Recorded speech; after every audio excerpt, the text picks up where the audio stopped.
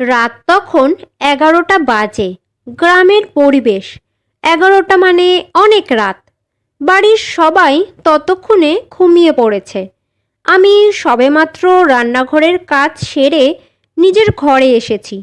হঠাৎ দেখি আমার ননদ সোনালিও পেছন পেছন আমার ঘরে আসলো। এত রাতে ওকে দেখে আমি তো অবাক হয়ে গেলাম। আমি বললাম, সোনালি, অনেক রাত হয়ে গেছে, এখন তুমি ঘরে গিয়ে ঘুমিয়ে পড়ো, কাল সকালে কথা বলবো। আমার কথা শুনে ও যেন কিছুটা রেগে গেল। বলল, বৌদি, আমার তোমার কাছ থেকে একটা জিনিস দরকার। হ্যাঁ বলো, কি চাই তোমার? আমি ঘুমে এতটাই ক্লান্ত ছিলাম যে তাড়াহুড়ো করে জিজ্ঞেস করলাম। ও বলল, বৌদি, তোমার এই শাড়িটা আমার খুব পছন্দ, প্লিজ তুমি শাড়িটা আমাকে দাও, আমি কিছুদিন পরেই ফেরত দিয়ে দেব। সোনালি এমনভাবে চাইলো দেখে আমার খুব মায়া হলো। এমনিতেই ও আমার ছোট বোনের মতো। আমি বললাম, আচ্ছা ঠিক আছে, আমি তোমাকে এই শাড়িটা দেব, কিন্তু এখন তুমি গিয়ে ঘুমিয়ে পড়ো, আমারও খুব ঘুম পাচ্ছে, আমি এটা তোমাকে কাল সকালে দেব। না বৌদি, আমার শাড়িটা এখনই চাই। এই বলে ও ভীষণ জেদ করতে থাকলো। আমি বললাম, আচ্ছা আচ্ছা দাঁড়াও, আমি এখনই শাড়িটা চেঞ্জ করে আসছি। এই বলে আমি বাথরুমে গিয়ে কাপড়টা পাল্টে ওকে দিলাম। কিন্তু কেমন যেন অস্বস্তি লাগছিল, কারণ সারাদিন আমি এই শাড়িটাই পরেছিলাম। তাই আমি চাইছিলাম যে কাপড়টা ধুয়ে পরিষ্কার করে তারপর ওকে দিই। কিন্তু ও এমন যে ধরল।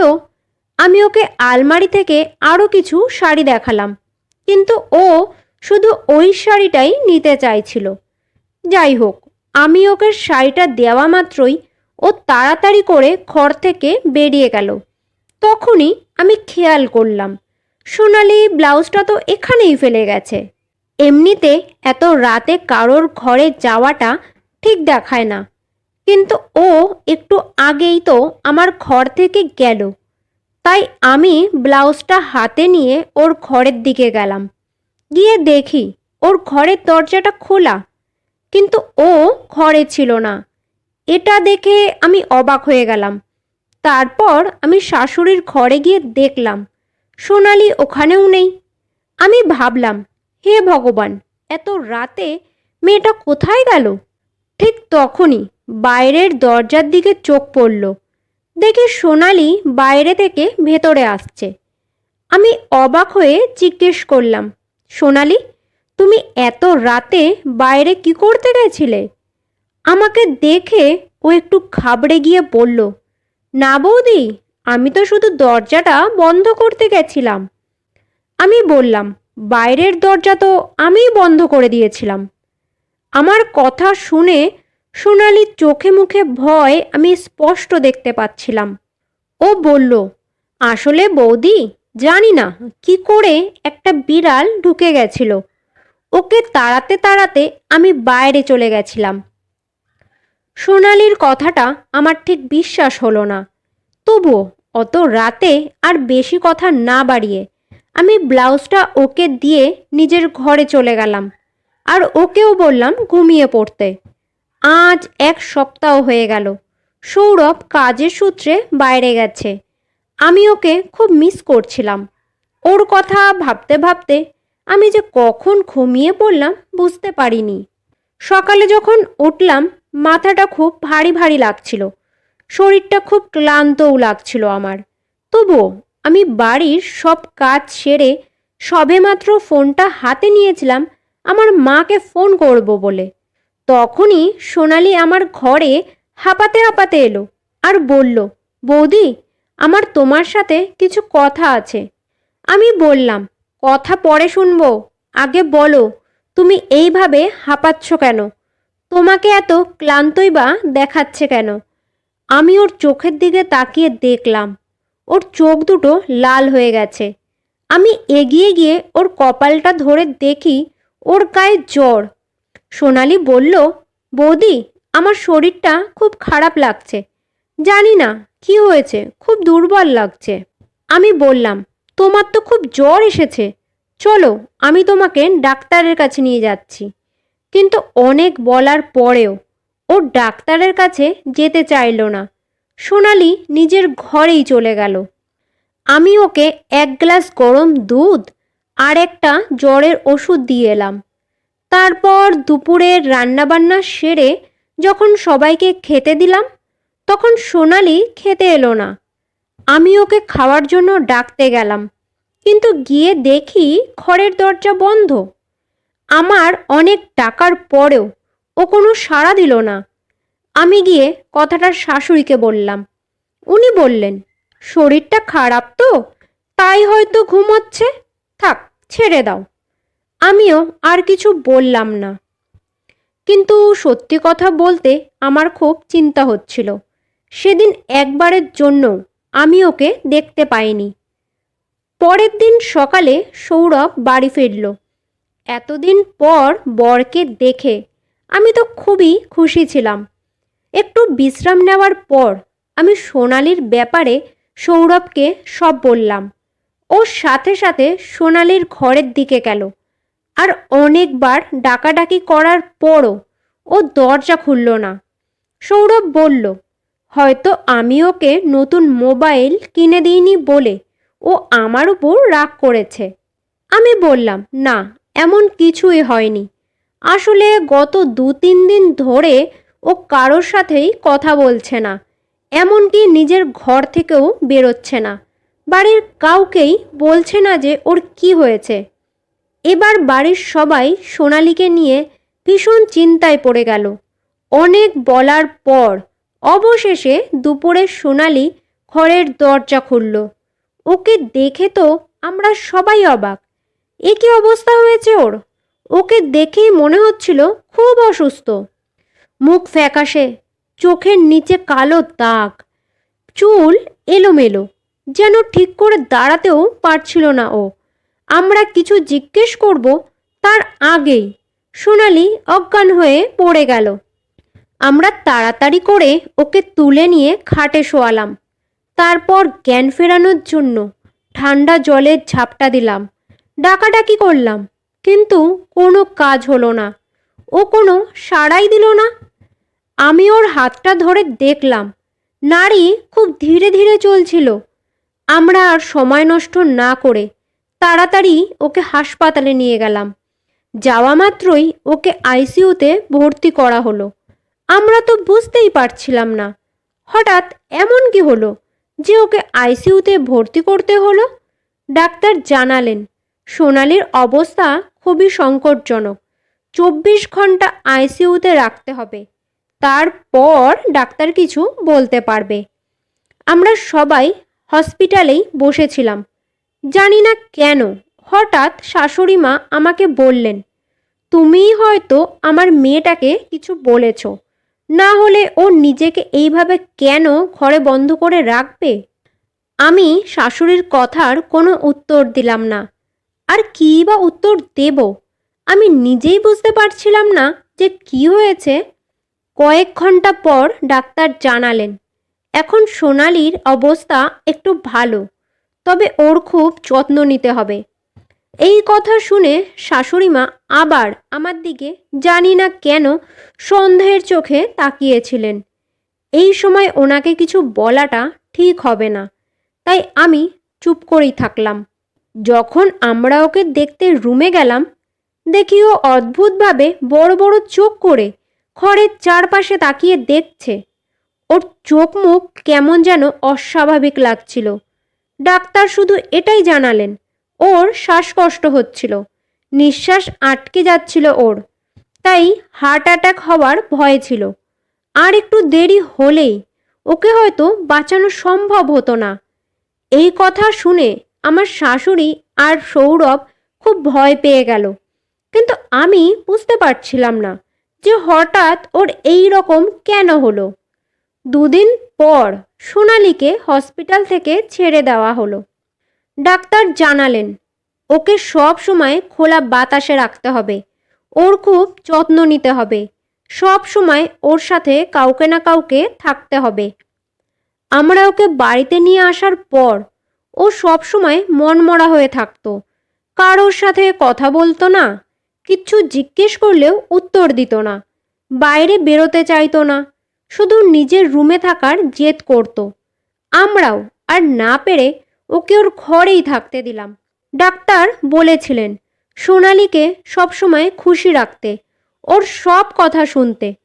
তাই ও যা চাইছিল আমরা ওকে তাই করতে দিচ্ছিলাম।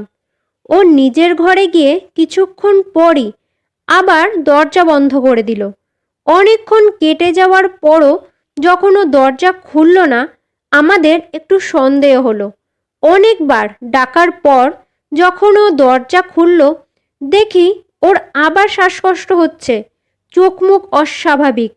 ও আবারও অজ্ঞান হয়ে মাটিতে পড়ে গেল। আমরা আবার ওকে ডাক্তারের কাছে নিয়ে গেলে ডাক্তার আমাদেরই বকলেন। বললেন, আমি তো আপনাদের আগেই বলেছিলাম ওকে খোলা হাওয়ার মধ্যে রাখবেন।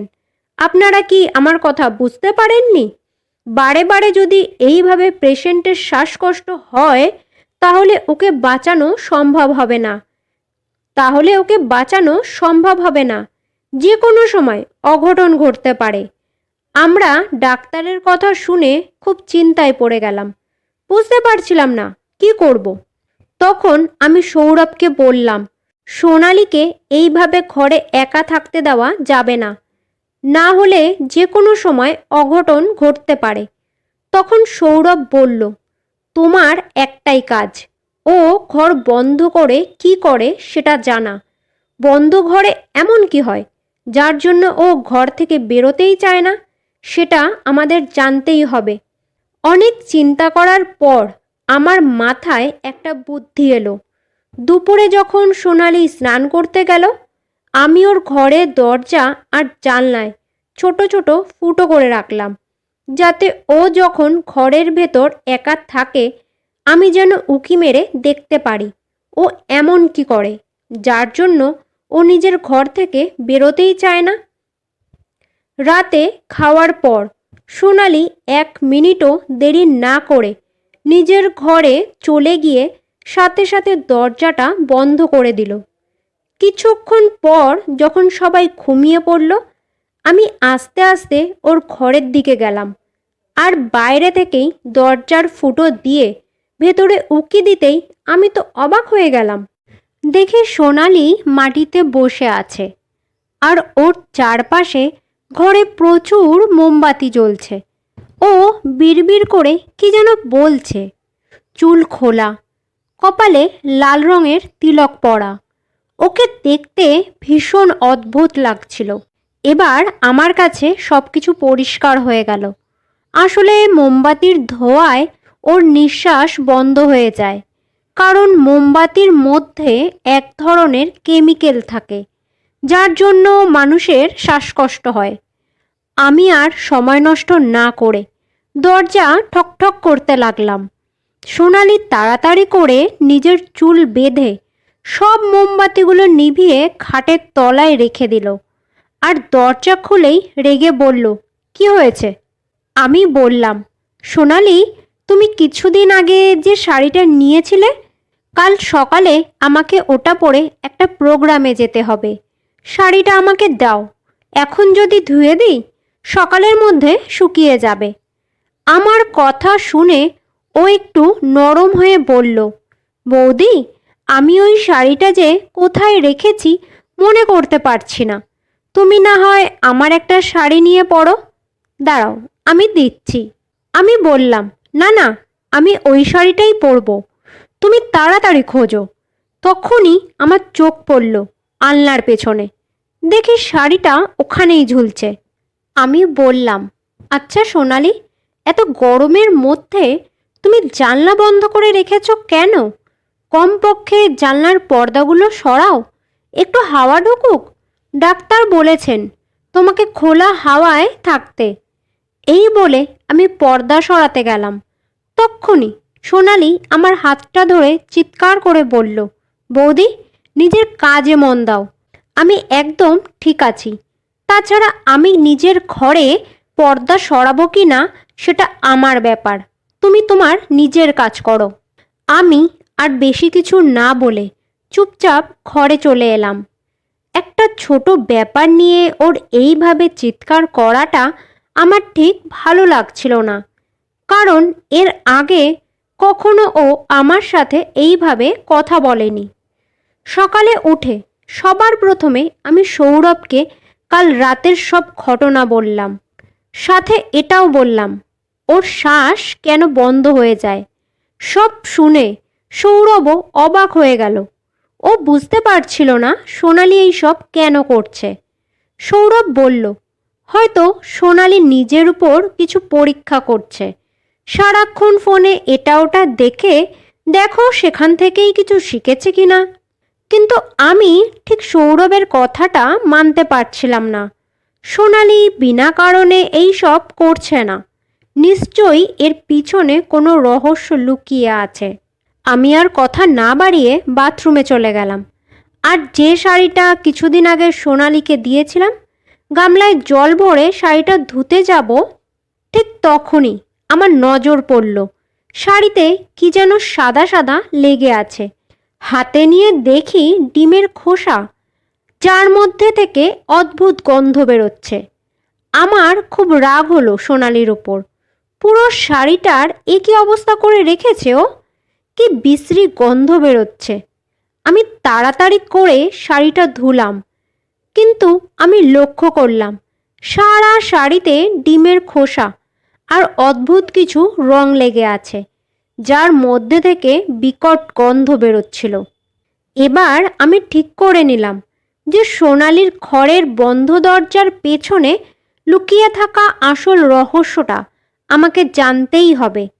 রাতে শুয়ে শুয়ে আমি এটাই ভাবছিলাম, এমন কিছু একটা করতে হবে যাতে করে সোনালি আমার ওপর বিশ্বাস করে নিজের সব কথা বলে দেয়, আর আমিও সোনালিকে এইসব থেকে বার করতে পারি।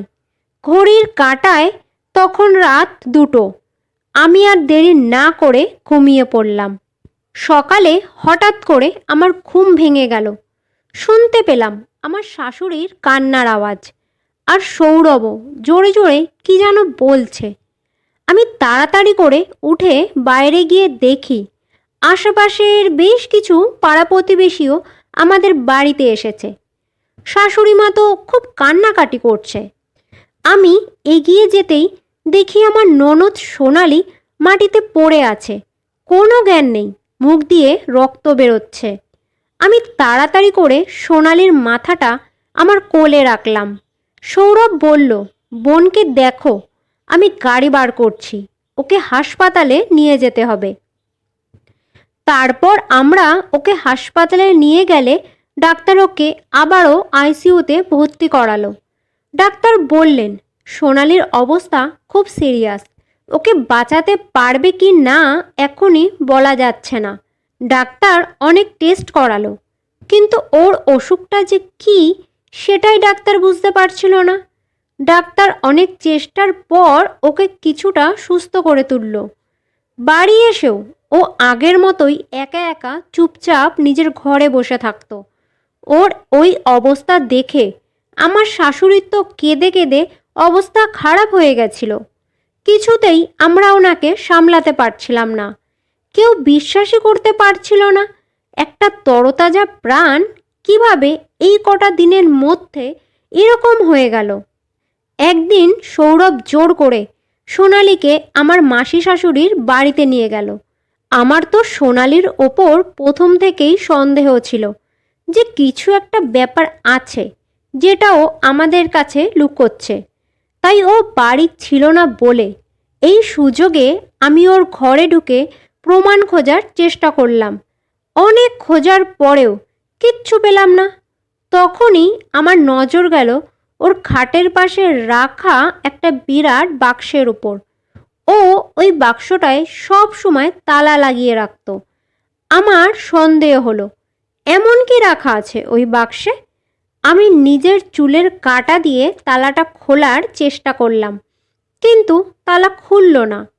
এবার আমি বাইরে থেকে একটা ইট নিয়ে এসে তালাটা ভাঙার চেষ্টা করলাম। অবশেষে তালাটা ভেঙে যেই বাক্সটা খুললাম, দেখি ওর মধ্যে বেশ কিছু বই, অনেক মোমবাতি, কালো কালো দুটো পুতুল, এছাড়া ছোট ছোট কাচের শিশি, যেগুলোর মধ্যে লাল আর কালো রঙের কিছু তরল ছিল।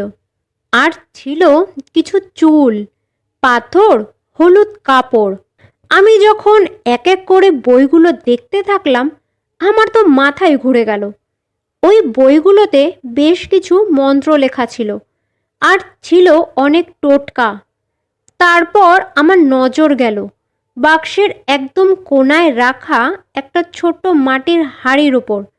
আমি ওটাকে হাতে নিয়ে দেখি বেশ কয়েকটা পুড়ে যাওয়া ছবি ওর মধ্যে আছে। তবে সবচেয়ে ভয়ঙ্কর ছিল একটা ছবি, যেখানে সৌরভ আর আমার ছবি আধপোড়া অবস্থায় রাখা ছিল। আমি তো এটা দেখে নিজের চোখকেই বিশ্বাস করতে পারছিলাম না। আমার সারা শরীর কাঁপতে শুরু করলো। এরই মধ্যে শাশুড়ি মাও ওই ঘরে চলে আসলেন। উনি জিনিসগুলো দেখেই বললেন, এগুলো তো টোটকা বা তন্ত্রমন্ত্রের জিনিস। আমরা কিছু বলার আগেই দরজার বাইরে থেকে আওয়াজ এলো। দেখে সোনালি দাঁড়িয়ে আছে, চোখ বড় বড় করে আমাদের দিকে তাকিয়ে বলল, তোমরা আমার ঘরে কি খুঁজছো? সৌরভ তখন এইসব দেখে বলল, বোন, তুই এইসব দিয়ে কি করতিস? তুই আমাদের ফটোই বা এইভাবে কেন পুড়িয়েছিস?